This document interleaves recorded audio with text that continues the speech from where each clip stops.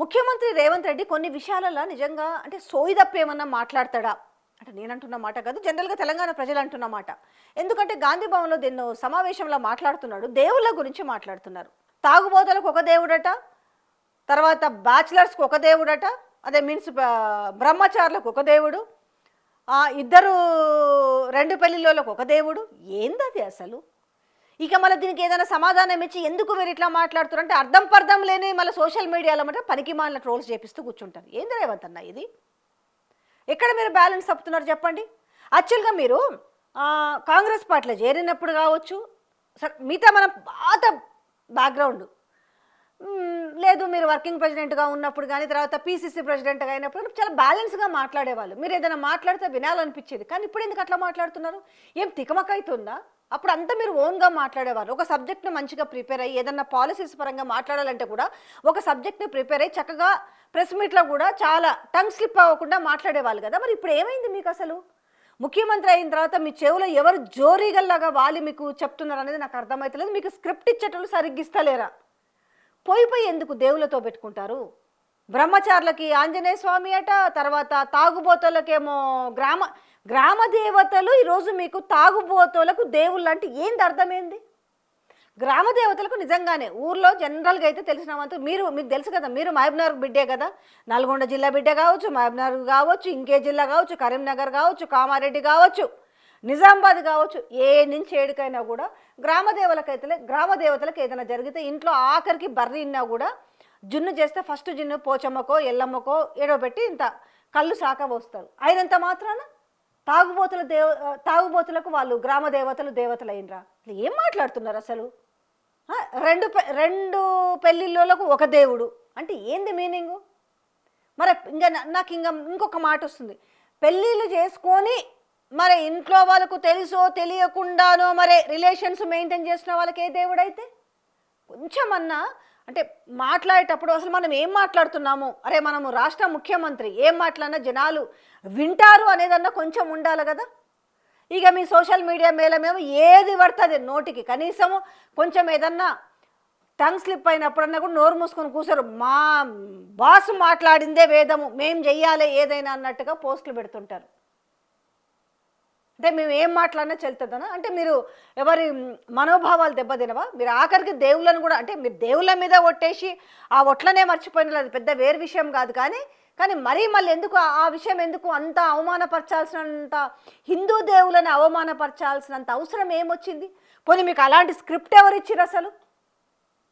అంటే మీకు ఫ్రస్ట్రేషన్లో మాట్లాడతారా, లేకపోతే ఆ స్క్రిప్ట్ ఇస్తే ఆ స్క్రిప్ట్ను మర్చిపోయి మాట్లాడతారా, లేదా స్క్రిప్ట్లో ఉన్నదే యథాతథంగా చదువుతున్నారా? ఏం జరుగుతుంది అసలు?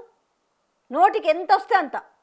ఆఖరికి మనుషుల్ని అవమానించేవాళ్ళు. ఎట్లంటే అంటే సావులు బతుకులు అంటూ మనుషులను అవమానించేవాళ్ళు.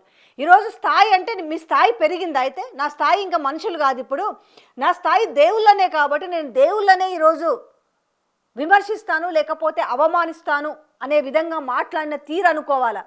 మీరు మాట్లాడే ప్రతి మాట మీరు అనుకోవచ్చు ఈరోజు మీకు అధికారం ఉంది కాబట్టి ఏదైనా మీకు చెల్లుబాటు కావచ్చు, కానీ అన్ని విధాలలో అన్ని రోజుల్లో చెల్లుబాటు కావు కదా. సో అందుకే ఒకసారి మీరు ఏం మాట్లాడిరో మళ్ళీ ఒకసారి మీరు తిరిగి ఆ మాటలు చూసుకోండి. మళ్ళీ చెప్తున్నా, ఎందుకంటే మీకు బాగా అలవాటు కదా. నెక్స్ట్ డే మీరు మాట్లాడిన తర్వాత వార్తలలో ఏమొచ్చిందో చూసుకుంటారు, ఆ పేపర్ కటింగ్స్ అన్నీ కూడా పెట్టుకుంటారు కదా, ఈ వార్తను కూడా చూసుకోండి. ఇంకొకటి, ఏదైనా కూడా పాలసీస్ పరంగా మాట్లాడండి. తెలంగాణలో ఒక సామెత ఉంటుంది, ఆవు చేలో మేస్తే దూడ గట్టున మేస్తుందా అంటారు. అది మీకు వర్తిస్తుంది. ఇప్పుడు పాలసీస్ పరంగా మాట్లాడండి. పాలసీస్ పరంగా ఎవరైనా విమర్శిస్తే దాన్ని తీసుకోండి, కానీ సోషల్ మీడియా ఉంది కదా అని వ్యక్తిత్వ హనన చేయకండి. అది మీకు కూడా వస్తుంది. ఎంత ఈరోజు మీరు ముఖ్యమంత్రి కావచ్చు, మీకు మీ అధికారులంతా మీ చేతులు ఉంటుంది, పోలీస్ డిపార్ట్మెంట్ అంతా కూడా మీ చేతులు ఉండొచ్చు, కానీ అన్నీ ఒక రోజులే ఉండవు. ఎల్లకాలం మీరే ముఖ్యమంత్రిగా ఉండరు, అది కూడా గమనించుకోండి. ఎందుకనంటే మీరు ఎంతైతే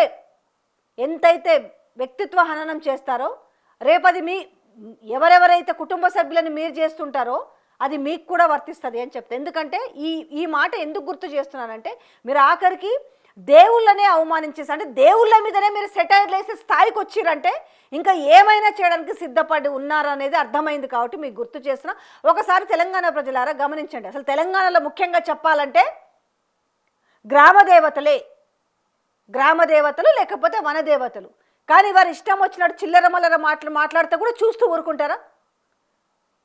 ఈరోజు తాగుబోతలకు ఒక దేవుడు, లేకపోతే తిరుగుబోతలకు ఒక దేవుడు, అక్రమ సంబంధాలకు ఒక దేవుడు, ఇంతే కదా వర్షను. అంటే ఆఖరికి క్యారెక్టర్లను తీసుకొచ్చి దేవుళ్ళ కంటగట్టే పరిస్థితి వచ్చిందని అంటే ఏ రకంగా దేవుళ్ళను అవమానిస్తున్నారు, ఏ రకంగా అహంకారం పెరిగిందనే విషయాన్ని మీరు ఎవరికో గతంలో అహంకారం పెరిగిందనేసి మాట్లాడారు కదా, దాని అహంకారం అనరండి, దీన్ని అంటారు అహంకారము. ఎవరు మీరు అసలు? మీరు ఏమైనా మాట్లాడుకోండి, మీరు చెయ్యని పనులు చేసినామని చెప్పుకోండి, అది మీరేం చేసారో ఏం చేయలేదో తెలంగాణ ప్రజలకు తెలుస్తుంది. కానీ ఈరోజు ఆఖరికి మీరు ముఖ్యంగా మీరు దేవుళ్ళ పైన చిల్లర మల్లర మాటలు మాట్లాడి మీరు దాంట్లో చమత్కారాలు అంటారో లేకపోతే వెటకారం అంటారో ఏమన్నారో దాన్ని సరిదిద్దుకోండి. ఫస్ట్ అక్కడున్న పవన్ కళ్యాణ్ క్షమాపణ చెప్పాలని మంత్రి కోమటిరెడ్డి వెంకటరెడ్డి అంటున్నారు కదా, ఇక్కడ రేవంత్ రెడ్డితో కూడా క్షమాపణ చెప్పియండి. ఎవరికి పడితే వాళ్ళు అట్లా ఇష్టం వచ్చేసి టంగ్ స్లిప్ అయ్యి దాన్ని అంటారు కదా నోటి దూల అని అంటారు. ఎదుటోడు మీరు మాట్లాడిన భాషలోనే కనుక సమాధానం చెప్తే ఇదిగో వాళ్ళు అట్లా మాట్లాడతారా అని చెప్తారు. ముందు మీరు సక్కంగా ఉండాలి కదా. ఒక రాష్ట్రానికి మీకు ఉన్న పదవి, ఆ కుర్చీకున్న వాల్యూని ఎందుకు తీస్తారు? ఆ కుర్చీలో ఎవరిని కూర్చోబెట్టినా కూడా అందరు ఆసక్తిగా గమనిస్తారు. మీరు ఏం మాట్లాడుతున్నారు, ప్రజలకు ఏమి మేలు చేస్తున్నారు, ప్రజలకు ఏమి సూచిస్తున్నారు, మీరు ఎలా రోల్ మోడల్గా ఉన్నారని చూస్తారు. కానీ ఇవేం మాటలు అనేసి ఈరోజు యావత్ తెలంగాణ సమాజం మిమ్మల్ని ప్రశ్నించే రోజు వచ్చింది. ఖచ్చితంగా ఈ విషయంలో మీరు క్షమాపణ చెప్పాల్సిందే. మొన్న జస్ట్ చూసిరు కదా శివజ్యోతి, అక్కడ తిరుపతి లడ్డు కూడా కాదు అన్నప్రసాదాల రౌండ్లో మేము రిచెస్ట్ బిచ్చగత్తలం అన్నదానికే మొత్తం సోషల్ మీడియా యావత్ సమాజం అంతా కూడా, హిందూ సమాజం అంతా కూడా కోడై కూసింది. మరి ఈరోజు మీరు మాట్లాడిన మాటలు ఇవాళ దేవుళ్ళ విషయంలో ముఖ్యమంత్రికి ఒక తీరు, ప్రధానమంత్రికి ఒక తీరు, మంత్రులకు ఒక తీరు, సామాన్యులకు ఒక తీరు ఉండదు. ఎవరికైనా ఒకటే దేవుడి విషయంలో. పెద్ద చిన్న మతము ఏమీ లేదు, అందరూ ఒకే తీరుగా బిహేవ్ చేయాల్సిందే కదా.